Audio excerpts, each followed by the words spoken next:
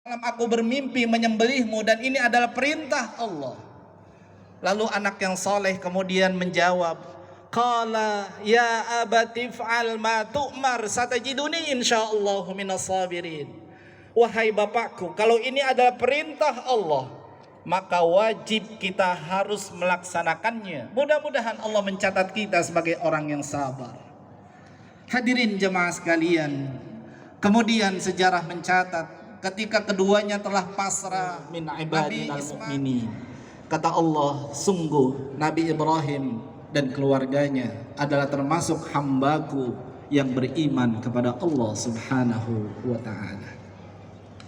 Hadirin jamaah sekalian, kemudian syariat ini berlanjut kepada syariat Nabi Allah Muhammad sallallahu alaihi wasallam, Nabi kita. Allah subhanahu wa ta'ala berfirman dalam Al-Quran, a'udzu billahi minasyaitonir rajim, alaihi salam yang hanif. Jadi ada beberapa syariat hadirin jemaah sekalian yang itu adalah syariat Nabi Allah Ibrahim, kemudian diikuti lanjut atau dilanjutkan oleh syariat Nabi besar kita Muhammad sallallahu alaihi wasallam. Di antaranya adalah ibadah haji, kemudian ibadah kurban dan lain sebagainya. Rasul sallallahu alaihi wasallam dalam hadisnya menyatakan, dalam hadis yang sahih, umirtu bin nahri wa huwa sunnatul lakum.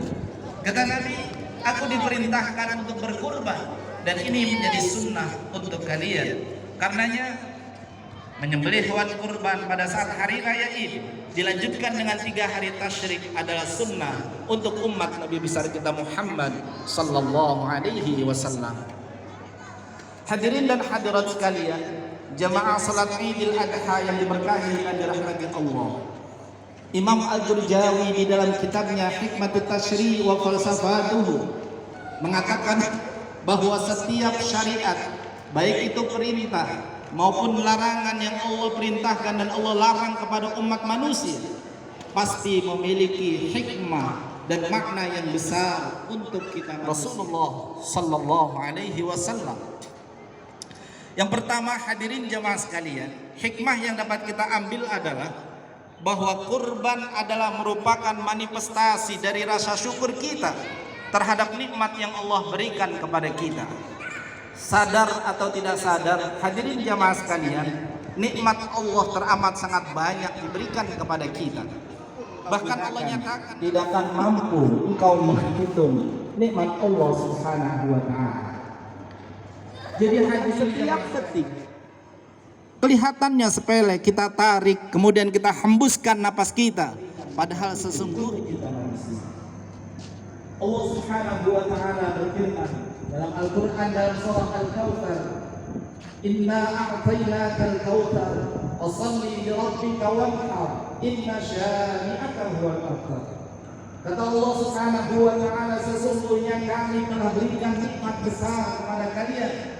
Oleh karena itu kata Allah, karena aku telah berikan nikmat kepada kalian, fasholli li rabbika, maka salatlah, beribadahlah kalian kepadaku.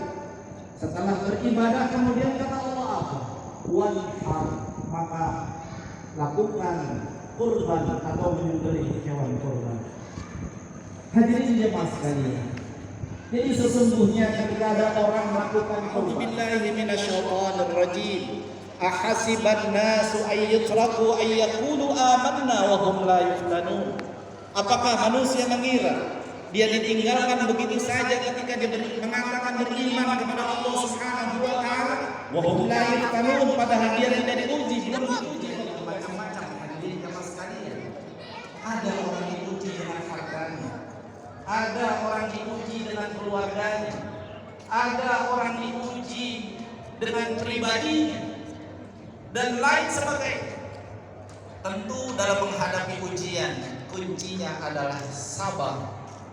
Kita harus sadari bahwa ini adalah ujian dari Allah, dan setiap ujian pasti berbuah kepada kenaikan derajat kita di sisi Allah subhanahu wa ta'ala. Ini adalah milik Allah dan kita akan kembali kepada Allah subhanahu wa ta'ala.